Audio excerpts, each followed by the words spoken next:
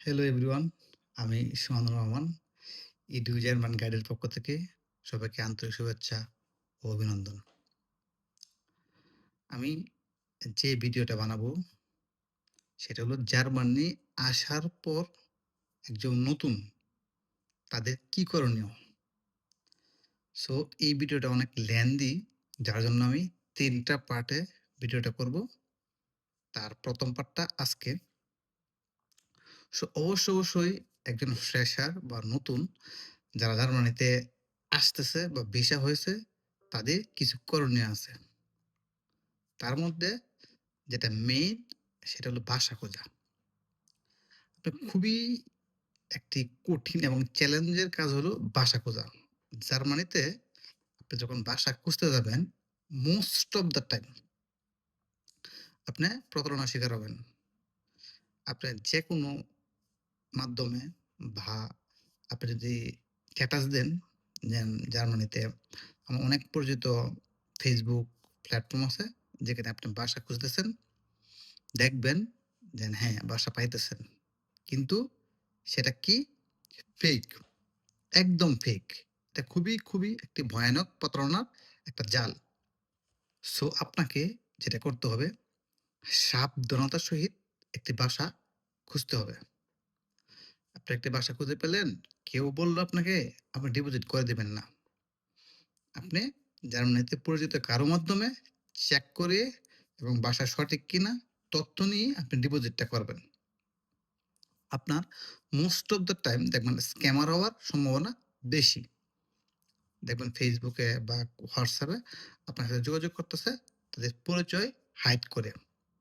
So এই পেলে ধরে নেবেন কনফার্ম যে আপনি একজন প্রতারণার শিকার হইতেছেন। তো আমি ধরে নিলাম যে আপনি একটি বাসা খুঁজে পাইছেন। সেটা অবশ্যই চেষ্টা করবেন সিটি রেজিস্ট্রেশন সহ যাতে একটি বাসা ম্যানেজ করতে পারেন।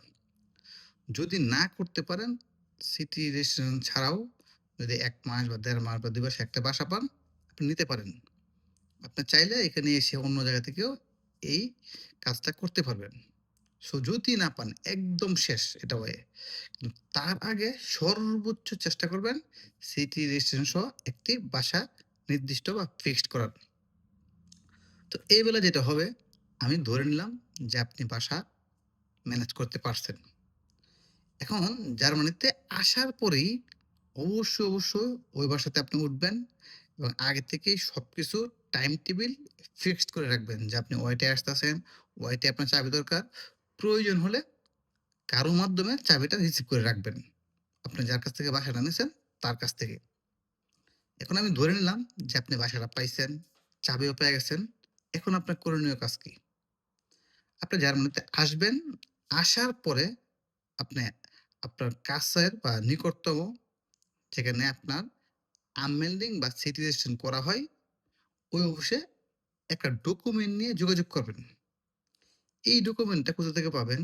যার কাছ থেকে আপনি বাসাটা ভাড়া নিছেন বা আপনার কন্ট্যাক্ট হইছে, ও আপনাকে একটা ডকুমেন্ট দিবে যে আপনি এই বাসার একজন নতুন মেম্বার বা আপনি সিটি রেজিস্ট্রেশন করতে চাইতেছেন। সো তার কাছ থেকে নিবেন এবং সে সাইন করে দিবে।